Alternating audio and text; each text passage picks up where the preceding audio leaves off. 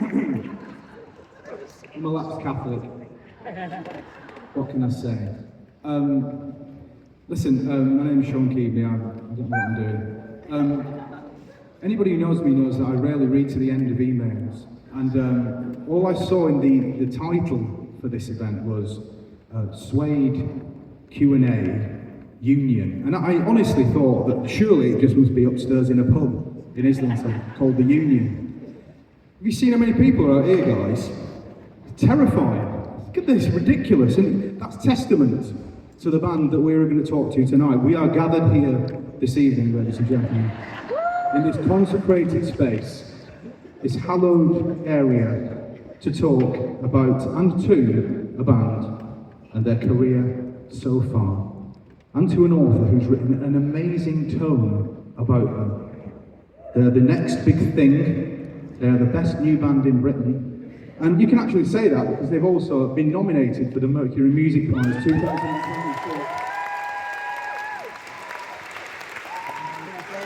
Let me please introduce to the stage Rodge Glass, the author, Neil Codling, Brett Anderson and Matt Osman of Suede.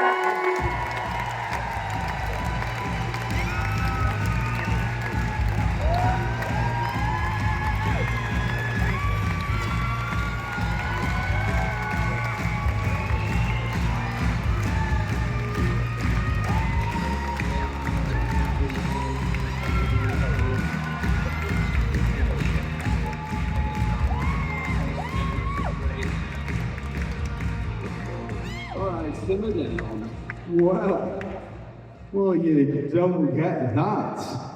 That's a Richard Osman sign, and I can tell you that from nothing. You know I'm joking. Yeah, don't give him ideas. Union Chapel, you say? Well, I mean, we'll circle back to this, because in essence, this is the whole reason we're here, and this is probably the whole reason for the book, and it's obviously the whole reason for this glittering career so far. But I really want to focus the mind on the real reason we're here, which is this book, As One, by Suede, about Suede. It's sort of by Suede as well, actually. We'll talk about that. Rodge Glass, ladies and gentlemen, the author.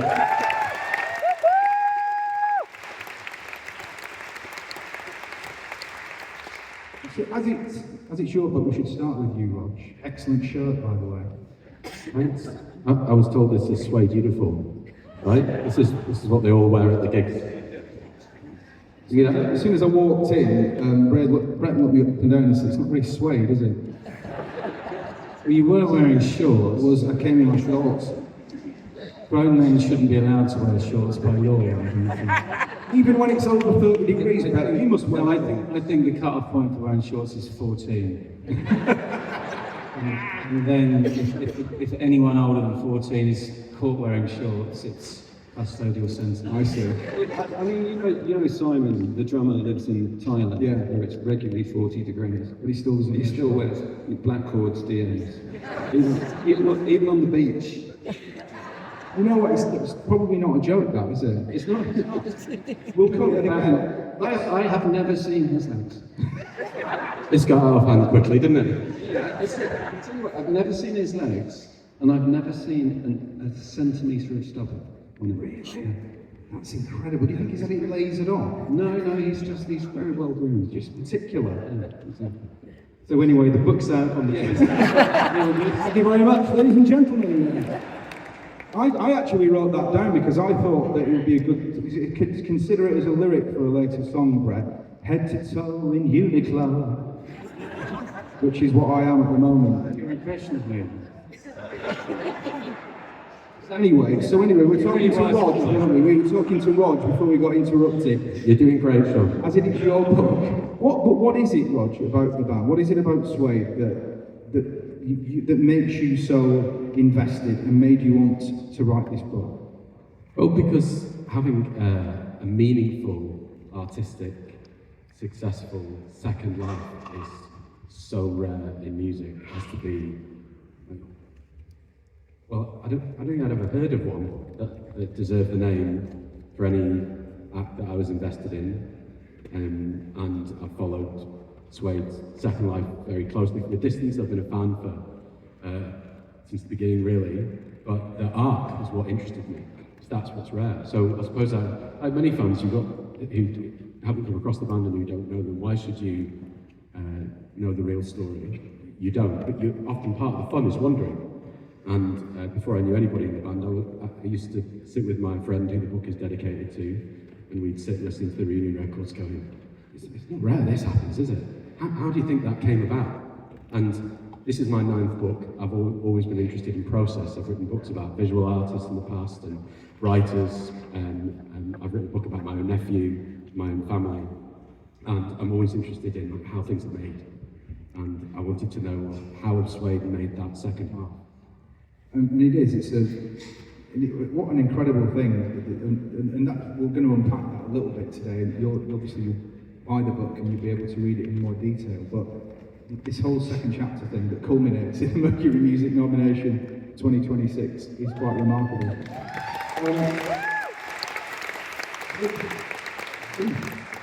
Very on side.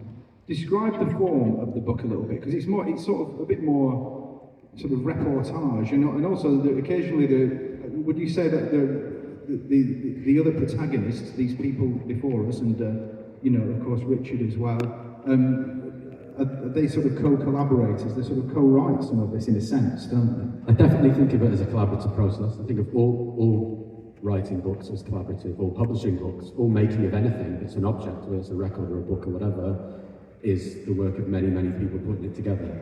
In this case, I think, yes, definitely the band's voices are important, but you have to do that in a way that has independence and respect, which has to be earned over a long period of time. So the band weren't in control of what was in the book, but we collaborated all the way along. So I'll just give you one example. There's lots of examples all the way through the book of me kind of checking things and asking about things and going back and wanting to dig a little bit deeper. The whole point is to try and get a little bit closer than a short interview might do, or spending a small amount of time with people, showing through, and I'm afraid I'm a real softie, so there's some of that coming, but through genuine respect, everyone okay? It's fault. Yeah. Genuine respect, being right across all the detail, asking lots of questions again and again and again. Bit by bit, I would then share things with the band, and then they would have the opportunity to get right of reply, whether it's change things. And often that moved the thing forward as well.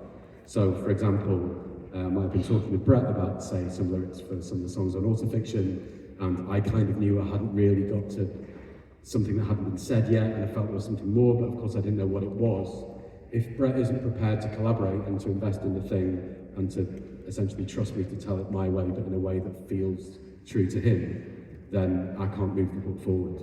And so it's only when I said certain sections and then he would come back and go, actually, do you know what, here's something else, that the book truly becomes collaborative in that way, I think.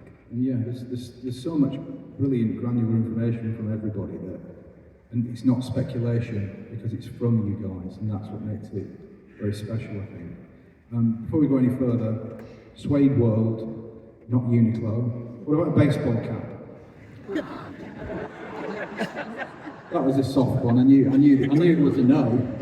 I knew it was a no. I'm not even going to dignify that. Not dignifying that with a response. Just a grimace. Quite right. No shorts, no baseball cap. You lost them a bit faster than I thought you might. There's the bet on this. Let's go right back actually. Let's go back to the start of the end of the beginning, if you will, of this part. The last shows to December 2003 and the split, okay? And, ordinarily, sort of going back perhaps to the original heroes of rock and roll in the 70s and stuff, I guess the narrative might have been the rock stars retreat to their glamorous country piles and lick their wounds. But it wasn't really quite like that, was it? I mean, can you give us a sense of where your individual confidences were at this time, like post-Suede? Can you tell us what it was like being ex-Suede in 2003, 2004, which you talk about in the book?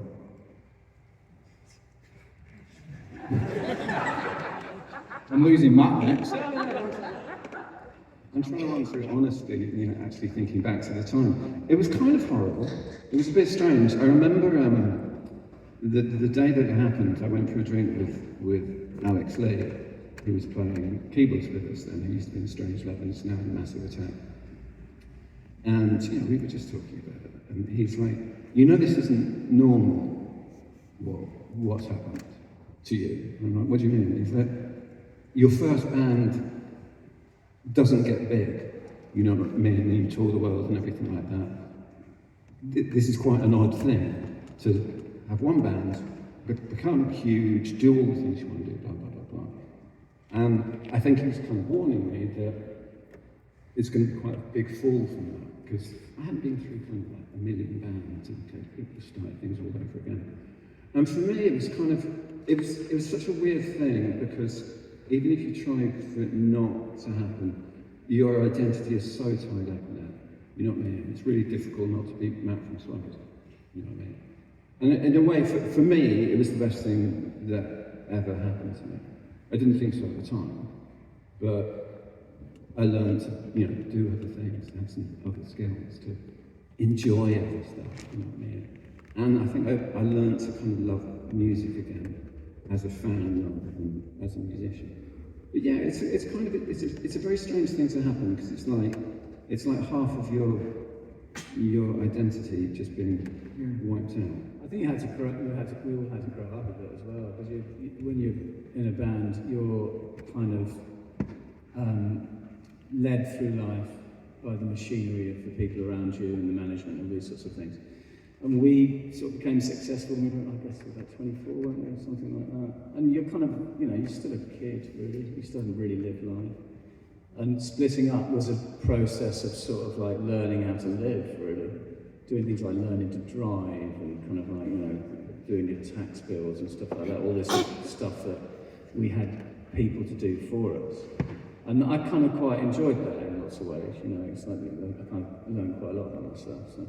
But it was a real hard moment, wasn't it? And it did remind me of a lot of other people, musicians, people in the rock and roll firmament, and even people like David Bowie. You watched the sort of final chapter documentary about David Bowie, and I hadn't realised just how much he was kind of damaged confidence-wise, especially in the 90s and the 2000s. He went through a similar thing. It seems like that's part of the filmic arc of any band, in a sense, isn't it? You have to have that sort of... Well, I think, if we want to talk about the second sort of act of Suede from Bloodsports onwards, you can't ignore the fact that we made a couple of bad records. And it was that period that sort of inspired lots of the kind of motivation behind what we've done in the second half of it, especially the last record before we split up, New Morning, and then I kind of went on to make a couple of other sort of so-so records personally. I look back at that whole period from sort of about, the early 2000s as quite a low for me creatively. And a lot of the impetus for Suede Mark II has been to rewrite the history books in lots of ways, to sort of say, no, I'm not that kind of artist, I'm this. And I think if you haven't had those low points, you kind of you don't really have the impetus. I think lots of people tend to rest on their laurels, and that's something we've never done. I've always used my work in the past as a way to inform me in the future. The only thing I'm interested in the last record is how it informs the next record. It's all about making the next record for me, and it's about learning from that. And I'm hypercritical of what I've done in the past, and I know that lots of people sometimes find that disrespectful, but I think it's really important to be hypercritical, because if you're not hypercritical, then you can't learn from your mistakes, you can't develop. Well, I mean, this is, I think, real central tenet of the whole thing. It's like what you're saying, Rodge, isn't it? It is, when you look at the careers of all the great artists, there are so few that do this thing. And so, where does it start? Well, for each of you individually, where do you think, what was the first moment? And for instance, talk about that first full band meeting and the first band practice back in 2011. What was, if it was 2011? 2010. 2010. It was the end of 2009. Yeah. End of 2009. Okay, so can you You know more about this than I. That's when it's time to step back. You start to correct your biographical. You are wrong about What was your that first band meeting like, Rodge? I don't know. I'll send you notes in the Rodge's in the break. ladies and gentlemen. Send you notes in the break. But, I mean, after 6 years, I guess you would describe it as in the wilderness for some of you. I mean, like you say, Richard in particular was 17 when he started in the band. Yeah. He was 27 when the band split up. So he was kind of a baby, wasn't he? And had not known any other life. Neil, you sort of had health issues and things like that. You've been through all these different things. You'd worked on different projects. But what was it like to get back in that room together and start talking again? And when did the chemistry really start to spark? Well, that was the odd thing, I think. We kind of got back in that room, and it was as if we'd never left. It was just like, we know what we do when we get in a room, we just play, and it kind of all slotted back into place. And it's as if that kind of interregnum never happened, and as if we'd last played together a week ago. It was really odd. It was just like, oh, this is what we do when we're together, you know. So we didn't really sit around and talk. We just kind of got back to playing, really. And what's great in the book, though, is that then plays out this. It's really brilliant because I've been in some pretty shit bands myself over the years. Never been in a good one, but I like to think I've got a vague idea what it's like to sit in a room with a couple of other people and try and create something. It's incredibly difficult to do anything good, but that's what's great about this book. It's the sort of the torture and the joy of going through this process again and again, isn't it? Of you sifting and you trying to, like you say, elevate yourself. That was good, but that was a bit shit. This could have been better. Is that really one of the main reasons why we're sitting here today with all this success underneath us? I think you're looking at me, and I do have something to say about it, although I do know I'm not in the band. Before we came on, I was like, make sure you don't say anything, makes it sound like you think you're in the band. Remember who you are. Can you play an instrument though, Rodge? Can you? I mean, if push comes to shove, Neil hurts his hand. I'm hiding a keyboard guitar behind my back to move round to the front. No. I do have something to say on this, because it links to what Brett was saying about that self-critical thing. I'm going to try not to ever speak on behalf of the others. But from a biographer's perspective, when you're trying to honestly tell somebody's story and you have that question in your mind, how did this band do this thing that seems, from the outside and to fans that are here this evening, miraculous, unusual? It seems magical, right? But magic is something that we make for ourselves, not something that is bestowed upon us. And we do that by lots of incremental decisions and trying to learn from our mistakes. And this band are relentless and incredibly detailed when it comes to being self-critical, thinking about what those mistakes might be, and then trying to have a high bar and create consistent music afterwards.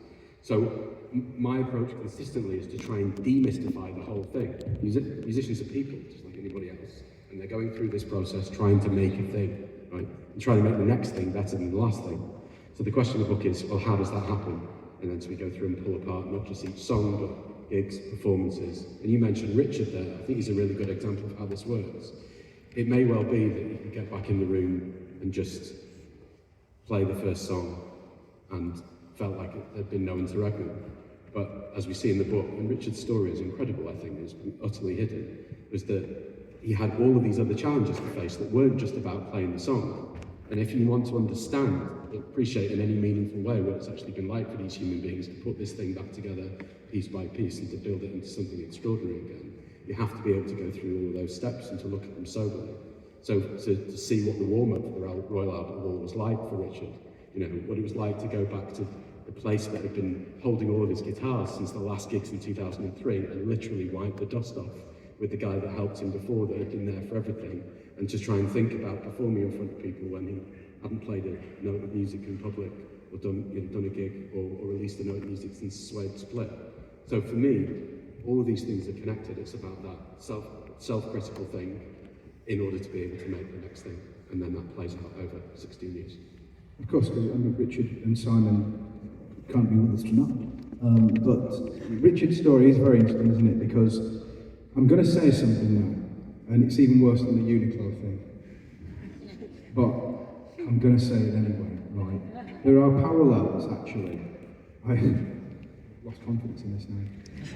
You can do it, Sean. But I'm a sort of inverted. We believe in you. Addicted to music documentaries, and I watched a documentary about the Red Hot Chili Peppers. Please stop. Listen, we're in a place of worship, don't judge. Very interesting, actually. It was the early days, and it was basically the parallel was that they had a guitar player called Hillel Slovak, and he died. He died of a heroin overdose, and then in came John Frusciante, the new guitar player, and he was basically saying that he just took on the entire persona of the old guitar player as a sort of tribute and all this stuff and whatever, and eventually he found himself creatively. But there's a lot to unpack there for Richard as well, of course, isn't there? Because of the Bernard years, because of the pressure of that, he was never comfortable with being a rock star in the first place, and he was very young as well, wasn't he? Could you just develop that a little bit more as band members, when you were so close to that and you were so young? I think Richard's sort of career is almost utterly unique. I can't think of anyone else that's had the same sort of career arc as Richard, actually. It's sort of the way he was sort of thrown into this band, and you know, and the role he had to play someone else's lines, all these sorts of things, and then to kind of go on and develop and all of these sorts of things. I can't think of anyone else in the rock world that's had the same sort of unique path. It's a shame he's not really here to talk about it. But I think the other thing is, and the other thing that relates really to the book, which is very much about the second half of Suede rather than the first half, is for me, Richard, it's Suede in the second half, it really started getting into gear when Richard started kind of having confidence in himself, especially from autofiction and antidepressants. You know, and I think even with something like Bloodsport, he was still in the kind of, not the sort of Bernard mould so much, but the old school Suede mould, and the guitar lines are quite sort of 70s in lots of ways, and it still didn't feel like he'd come out of that shadow, and I think it blew out autofiction, antidepressants. He's sort of like, he came into his own as a musician, and you saw the real Richard Oakes there, and you saw the real musician. I think it was such a key thing in the second half of the band. It's beautiful, actually, to read about it, and also there's a little bit of romance in there as well. He talks about Richard meeting Anna again, his partner, and how it really builds his confidence, and she helps him reach in to the past and claim what he's actually done. You know, she sort of sits and says to him, "Look at all the things you've achieved," and it does feel like a big part of his career, he never really claimed it, did he? He was sort of either in the shadow of somebody else, or he didn't feel the confidence, and then it flowers, and it must have been quite lovely for you all to be part of it. No, it has been really amazing to watch Richard in the last few years, especially the last sort of 5 years. And kind of Anna's been absolutely amazing for me. I think she's given me a lot of confidence, so it's been lovely to see as well. So just on a sort of personal level. I love a love story, anyway. But musicians, like all human beings, develop, grow and change when they are loved and supported and encouraged. That's not a great insight for me, it's just how human beings are. Do you think he will come back? He's getting his... You know what, he's getting his Uniqlo slacks out. He's been looking at mine for the last 20 Maybe it's because I said something about love.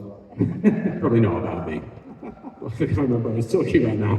Well, yeah, you're right. It's just all humans, not just musicians. You know, to be nurtured and to have that is part of what you need to realise yourself fully, I suppose, isn't it? Yes, I'm not a music writer traditionally. I'm interested in all processes of making, which is why the book is called As One, Remaking Suede, and how things are made. But I'm interested in demystifying. And so there you need to look at the lives of the human beings who are making things rather than imagining that it's some kind of distant thing happening over there in the stars. It's not, it's happening in ordinary rooms. But I think that's a really interesting thing about the book as well. There's no glamour in the book, sort of deliberately, and that's it's so kind of conventional for rock books to be about the kind of like the kind of dizzying highs and whatever lows, you know what I mean? And this very much isn't. It's about the sort of dull creative process. If you could not say the word dull, that would just be amazing. I think we agreed on resilience. Glamorous style. It's not the book that's dull, it's our creative. Okay, sorry, it's dull, wasn't it? I was a bit quick to the trigger there. Proudly dull. So, Rodge, why did you choose to write about a dull band? That's so glad you asked me. It's actually an intentional decision. But it's true though, it reminds me a little bit of, you know, that bit in Get Back, you know, when Paul's just sitting there, you know, and he's banging away on his off the bass, you know, for an hour, and everybody else is like picking their nose and shit, let's have another cup of tea, and he's like, blah, blah, blah. And that's the thing, isn't it? It's endeavour. It's work, it's a grind, and you're right, there might be an element of, you know, it's like 99% perspiration, or 100 in this place, to be perfectly honest. But that's one of the things that's really lovely and attractive about it. That brings me back to a point I want to make, which we've already sort of touched on. What is it? Most bands who had an imperial phase are quite happy to continue to replay that imperial phase and be very well remunerated for it. And I think you've said in interviews, Brett, it's the death of a lot of bands' creativity, because you get paid a lot more to play live now than you do to make records, so why bother making the records? Why not just go out and play the hits? What made you guys so fucking terrified of not just, well, let's just hit the circuit and make, you know, I think it's just because it's got a sell-by date, hasn't it? You're kind of automatically there's going to be a point where that just becomes boring, and you can only do that for a certain amount of time. Playing the old songs. One of my favourite phrases about reunions, I read it somewhere, is that every reunion starts with a lap of victory. And it's always like that, isn't it? You see bands kind of, they're getting back together, it's going to be brilliant, you know, they're knocking out the old songs, it's going to be absolutely brilliant. And I'm always sort of watching these things from the sidelines, thinking, okay, let's see what you'll be doing in 2 or 3 years' time. Do you know what I mean? Because once you've done the greatest hits a couple of times, and you've been paid, and you've done big gigs or whatever, where do you go from there? And that was obviously a question that we posed to ourselves in whenever 2011, 2012, when we started writing Bloodsports. But it was always about. I've always seen Suede as a creative force, rather than just a sort of regurgitative force. Is that the correct word? Regurgitative. Sounds wrong when I say it. I know, swallowed the dictionary.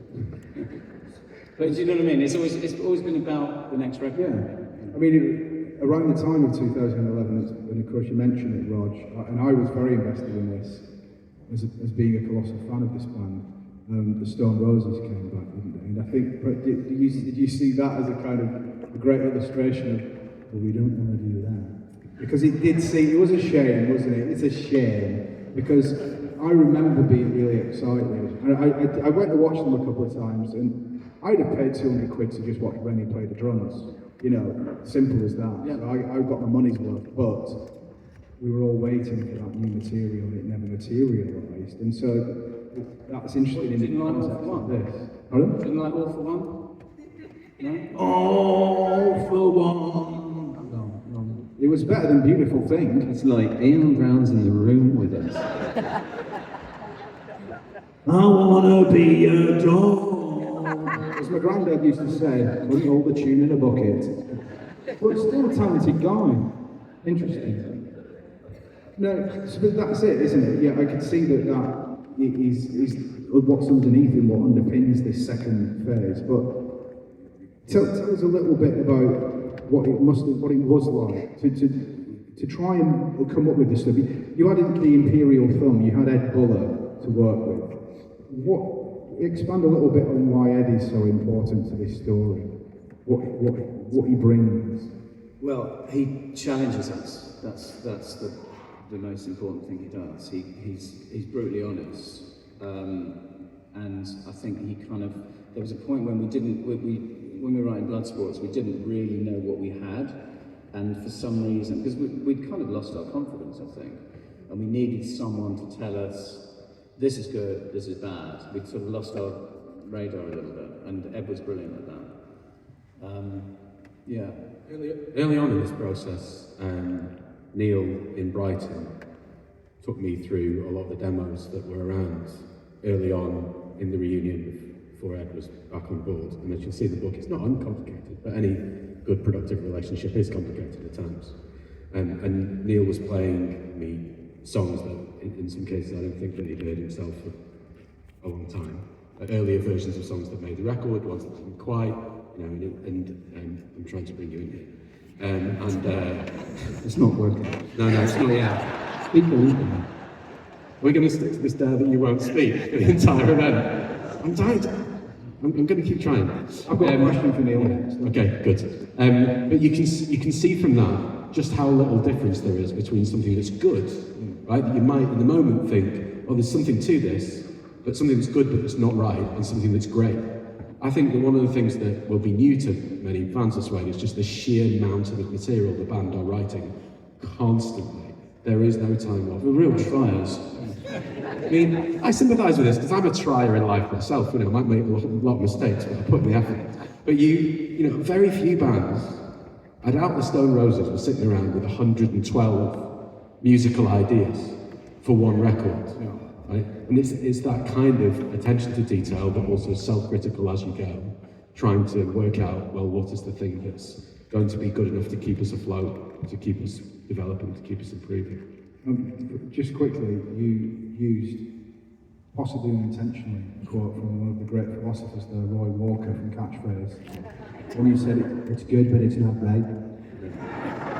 Which I'm just thinking, if Brett ain't going to use it as a lyric, it's going to be on my next album. Neil, in a sense, are you the John Paul Jones of Suede? Because there's nothing, it seems to me that there ain't nothing you can't do. You are literally a Swiss Army knife in that studio, aren't you? You're a great keyboard player, you're a great, you know, you can play the bass. Matt was off the pitch at Coachella and you stepped in. Yeah. Last week as well. What, really? Yeah, I lost my passport. On a flight to Hong Kong. I lost my passport between getting on the plane to Hong Kong and getting off the plane. And I was trapped in Hong Kong transit area for 24 hours. Just me and a 7-Eleven as the company. And Neil learned the entire set on bass. And I turned up and like 2 songs in, Neil was there kind of like rocking out. I had to tap him on the shoulder. Oh, he's got his passport. Yeah. See, this is why I don't speak, because I've got these 2 and it's hard. I get the word in it. He can play anything. It's cool. We're going to get him one of those.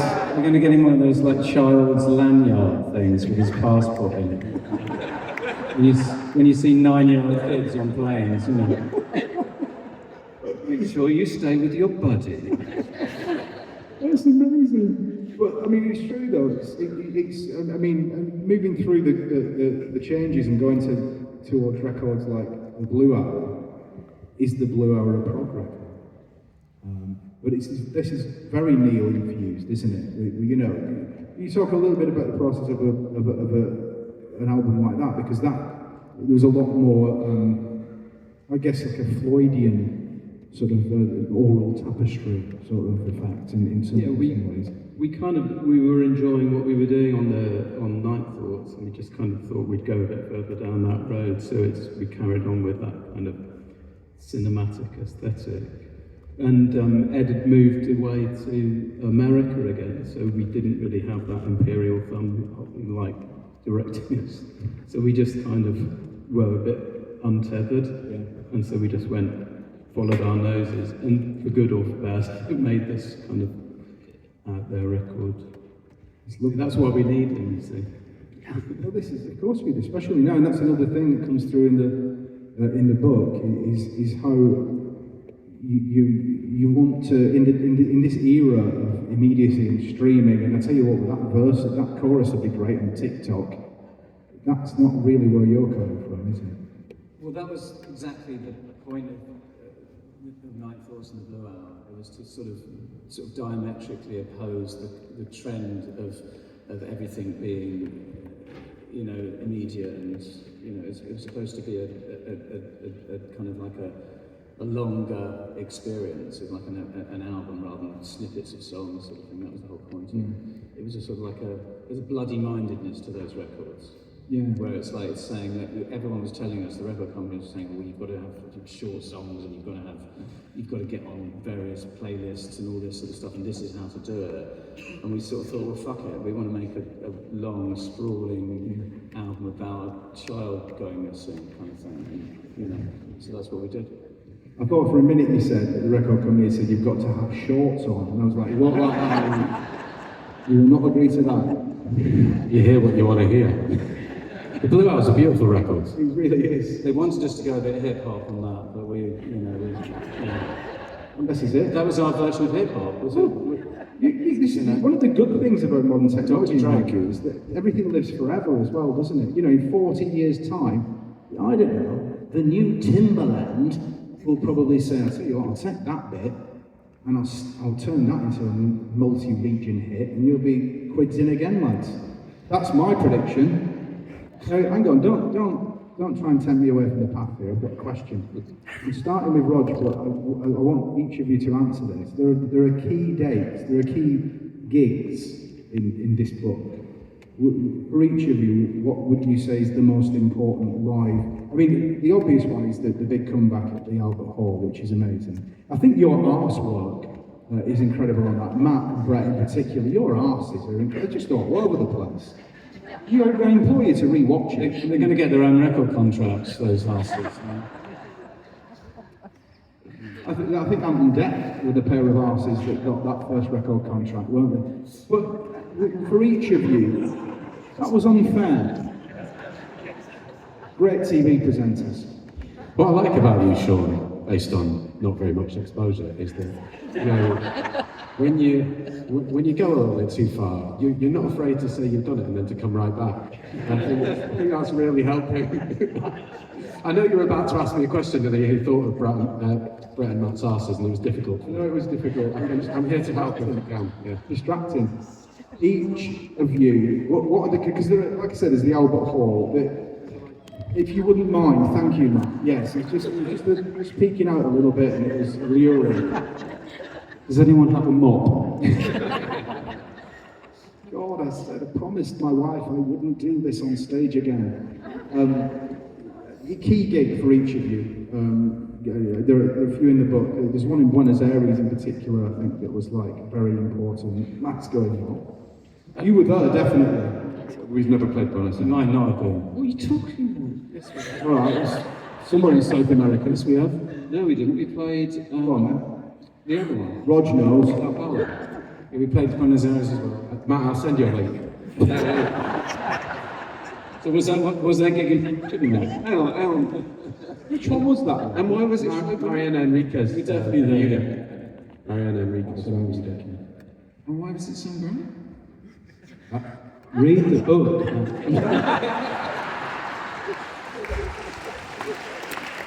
Do your prayer. To be fair, there's a much bigger version of the book. It's way too big, and that I did have more in about that gig, and then it got cut down slightly.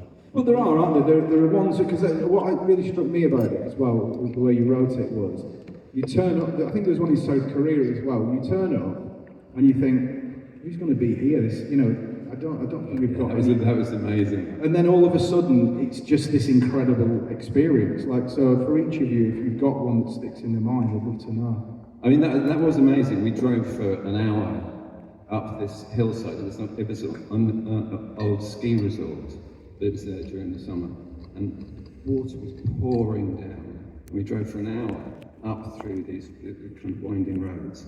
And when we got there, everyone had those rain ponchos on, and it looked so miserable. We were just like, oh God, this is going to be so bad. And they just went absolutely nuts. And for me, a really important gig was the gig we did at the Moth Club when we performed as Crushed Kid. just because it was just a perfect kind of combination of,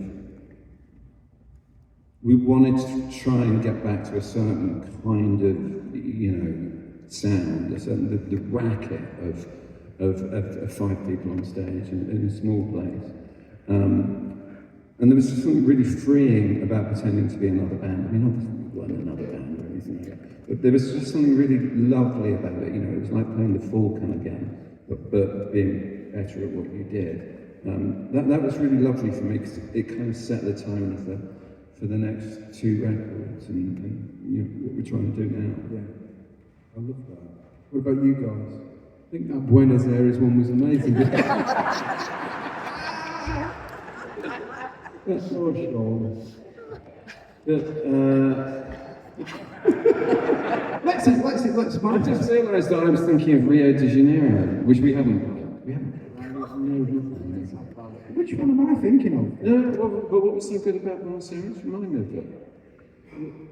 The thing that I remember about it was that when we started playing Everything Will Flow, and there's that string line at the start, everyone was singing it back to us, that ooh, ooh, I've never had before. World's least likely football champ. Yeah, but it was like, so we'd not heard South America before, and it was like, there's this whole group of people that we've never seen and never played to before, and you realise that these songs have been out there and doing the work for you. You haven't been playing these places and really working them and kind of building up your audience, but yet the songs have been out there doing the work for you, and so you've got a kind of a fan base who are really behind you and really invested in what you're doing.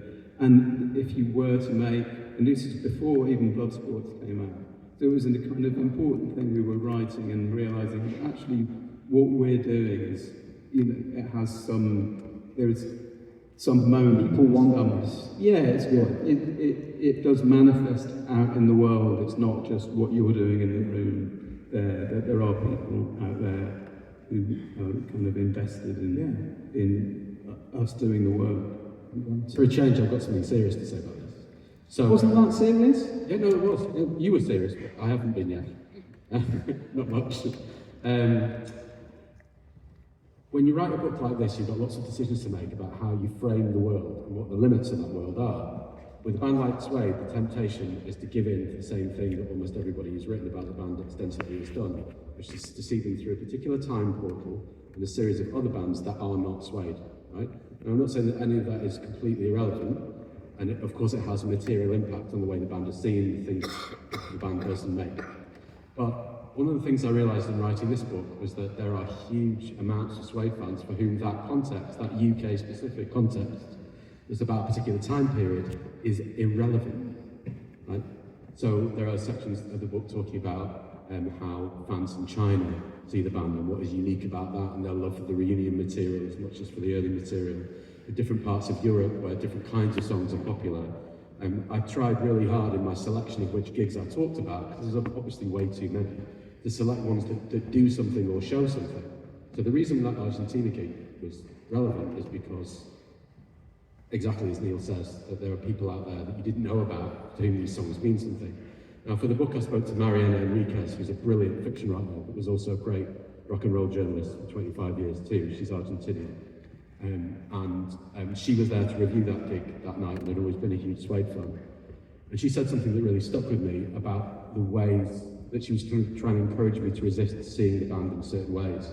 And she said, just for example, to take the lyrics of a song like Saturday Night or something, or any of the lyrics that talk about ordinary suburban or working class experience, that she said, in Argentina we don't need people to explain that to us, or we don't need it to be fed through a 90s portal. These are things that we understand and we live every single day, and millions of people do. These lyrics, there's nothing specifically or uniquely can only apply to or move people in England. And when the band finally came to Argentina, which I promise you they did, in DK Rock, we wanted to show them that. And it was, they broke the law at the time. They let far too many people in.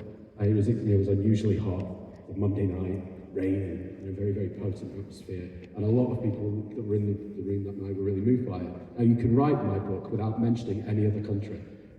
but I think it's important for us to be able to sort of try and see the band from perspectives that we're not used to. Because all of those are there too, but we just choose not to talk about them most of the time. I think that was one of the things that really enjoyed about the book, was that it contextualised that and crystallised that. Because I was thinking on this myself before I started reading the book, and obviously I didn't even finish the end of the email, so I would have known that it was happening at the Union Chapel. But that's what I thought was the nail on the head that the journalist made the point, which is like, it is the outsiders, it is a feeling of disaffection, it's a working class kernel, it feels like, of resonance to a lot of the big songs and the big lyrics. Do you agree with that? Do you feel that? I mean, I'm sure you're not doing it class kernel, but a working class kernel. Yes, working class kernel. Don't really understand that. Do you think that as well? Is that what you feel, that that's what people are connecting to? You know, in all these different cultures, in all these different places that you play, that you know, we are the trash. You know, we're the lovers on the street, we're the litter on the breeze. I think people connect to detail that's accurately observed, and I think people connect to a sense of belonging. So the microscopic and the macroscopic. And that's what I try and write about. I try and write about those two. I suppose they're not really polar, they're polar opposites, but they're two very different sides of the song. The universal and the specific. Yeah, and you know, it's always been a bit of a kind of interesting to me that Suede started Britpop, because, you know, we just happen to be British. I know we've said this a million times, but it's an important point to make. It wasn't about a celebration of Britain, it was a kind of like an observation of the detail of Britain, and the observations of being kind of like poor and marginalised and living in a city. And that city just happened to be London, sort of thing. And I've always been looking for my tribe. That's something that I've always been searching for. Every song is a search for a tribe in different ways. I'm probably saying the same thing over and over throughout my career for the last 35 years, but just in different ways, looking for different ways to say the same thing. And I think that's okay. I don't think I don't make any sort of apologies for that. I think it's okay to do that, to look for the same thing over and over in different ways. And I've looked at, you know, something like alienation. I've looked at it obviously from an urban perspective with the first few records. And then I was looking at sort of rural alienation with the Blue Album, and I thought that was a really interesting perspective as well. It's essentially the same thing. Was that the answer to your question? Yeah. Is that the right answer from the working class kernel? It was an answer. There's too much. Bollocks, I'm running out of time. I'm going to rattle through some things quickly. The exciting thing is, I'm being slightly incompetent, but you get the chance to have some questions in the second half. That's when we'll get some proper questions. But, and quick classic Suede imagery alert. I love this lyric, and I don't know how to reach you. From the towers I try to call you, from the depths of the power lines. And to me there you go from some kind of Islamic medieval temple to a Luton housing estate in 2 lines. And that encapsulates what I love about it. I just really enjoy that. There are so many things that I've not mentioned. The Suede Ballet, Only the Fall and the Hoosiers are 2 of the bands who've ever done a ballet. Not had a chance to talk about that. You can get a chance to see Matt dance. Part 2. See him in his tights. It'd be great if he came out in tights for part 2, wouldn't it? Who wouldn't love that? You have to pay extra for that. That's the only fans. That's the late night show.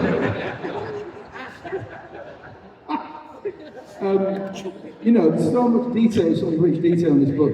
For instance, I didn't know that Richard had a guitar tech, or has a guitar tech called Peter Sissons, who's Not the newsreader.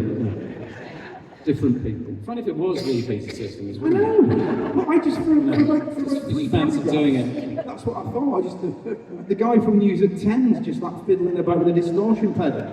It's the different guy. No baseball caps. What kind of car should I drive if I'm in Suede? What kind of car? What kind of car should I drive? Should I drive like a Trabant? Should I drive an old Mini? Should I drive a Citroen Xantia? It doesn't matter what car you drive, it's just the attitude you have while you're driving. As long as you're free and the windows are down and you're singing loud, and I think a Ford Cougar would be, you know. White room when you put the back Right, listen.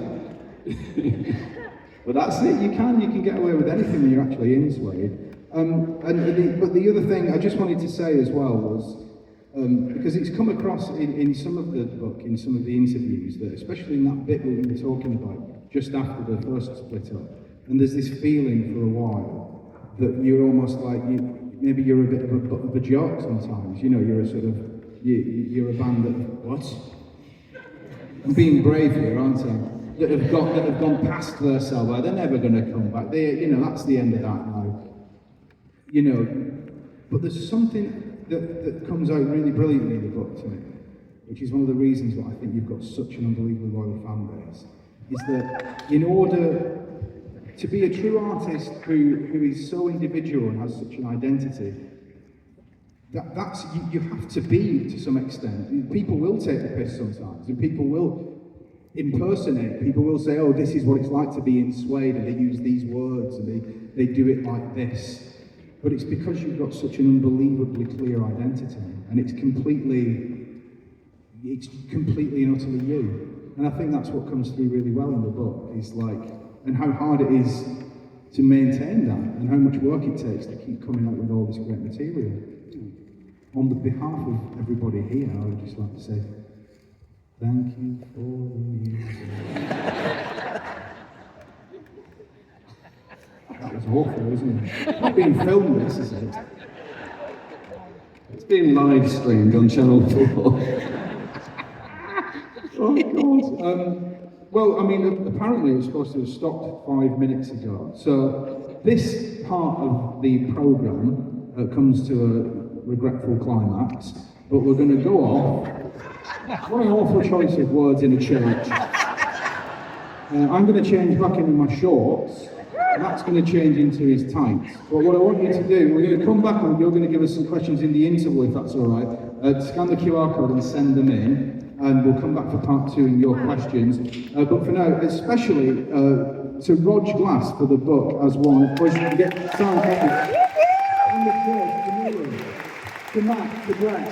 Massive on the place. Thank you for part 1 very much. Don't go anywhere. Is that good?